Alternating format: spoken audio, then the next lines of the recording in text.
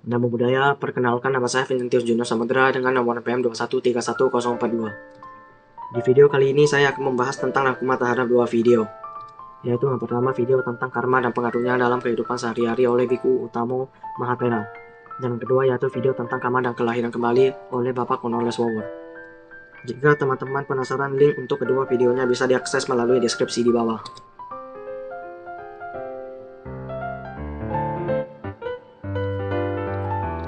Dalam bahasa sehari-hari yang kita pakai, karma sangatlah dikenal baik oleh umat Buddhis maupun yang tidak Buddhis. Karma yang berasal dari kata kar, yang artinya perbuatan. Di dalam agama Buddha, karma diklasifikasi sebagai karma bukan dari aksi yang seseorang perbuat, melainkan dari perbuatan yang disertai dengan niat maupun kehendak untuk melakukannya. Jika sebuah perbuatan dilakukan tanpa adanya niat, maka dalam agama Buddha tidak diklasifikasi sebagai karma. Jadi intinya karma adalah niat. Sebagai umat manusia, kita bisa melakukan niat baik dan juga bisa melakukan niat buruk. Niat baik maupun niat buruk yang dilakukan oleh tubuh dengan ucapan dan juga dengan pikiran. Semua yang kita ucapkan, semua yang kita lakukan dasarnya dari pikiran. Karena adanya niat baik dan niat buruk, makanya nantinya juga akan ada buah kebahagiaan dan juga buah buruk. Karma juga dibagi menjadi karma berat dan karma ringan. Karma berat negatif yang disebut sebagai Garuka Kama, yaitu jika seseorang membunuh ibu kandungnya, membunuh ayah kandung, membunuh arahat, atau melukai sang Buddha. Tetapi untuk zaman sekarang melukai sang Buddha tidak ada kemungkinan, lagi karena sang Buddha sudah parinibbana. Melakukan salah satu hal dari 4 hal di atas bagi umat awam termasuk biku merupakan karma paling berat yang lebih dulu berbuah daripada karma-karma lainnya. Jika orang yang sudah meninggal dan pernah melakukan perbuatan ini, maka otomatis dia akan terlahir kembali ke alam neraka. Jika karma buruk ataupun garuka karma tidak kita lakukan, maka yang akan berperan waktu kita meninggal nanti adalah karma kebiasaan. Jika karma kebiasaan juga tidak ada, maka karma yang akan berperan adalah karma menjelang kematian. Karma yang dibuat menjelang kematian ini yang repot bagi kita walaupun kita tenang-tenang saja. Karma-karma yang dibuat sekali kita berkelahi dengan orang, membunuh nyamuk, dan seterusnya, yang tidak sering kita lakukan. Itu yang akan berperan menjelang kita mati, tergantung perbuatannya baik atau buruk. Jika perbuatan buruk, maka dalam agama Buddha dipercayai bahwa adanya suatu proses kelahiran kembali ataupun punabhawa.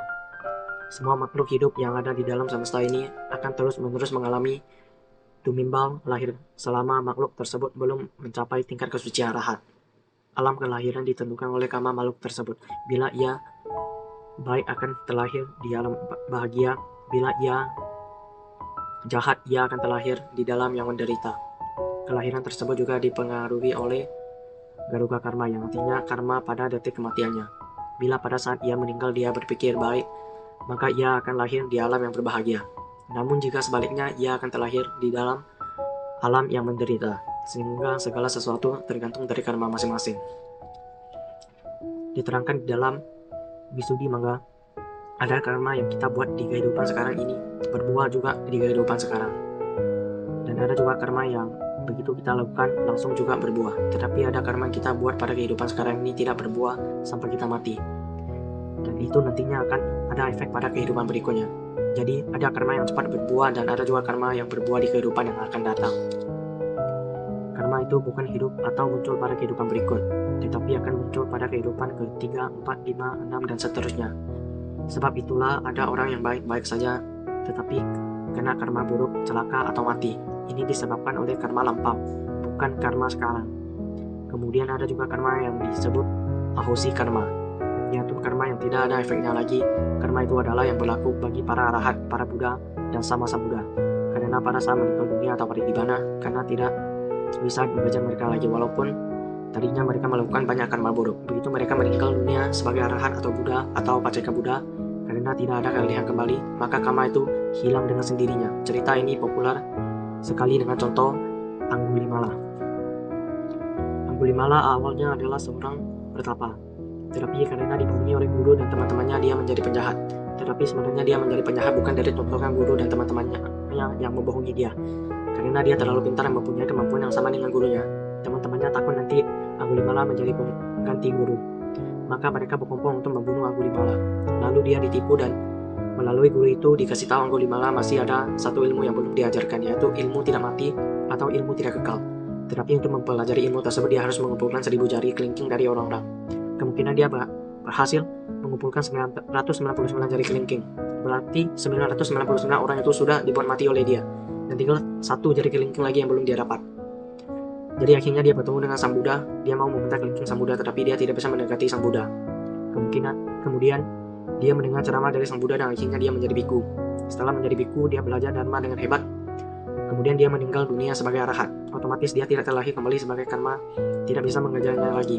Itulah yang disebut dengan ahusi karma, karma yang tidak berbuah, yang tidak punya efek apa-apa. Sebenarnya kita juga dalam batas-batas tertentu bisa membuat efek karma menjadi ahusi.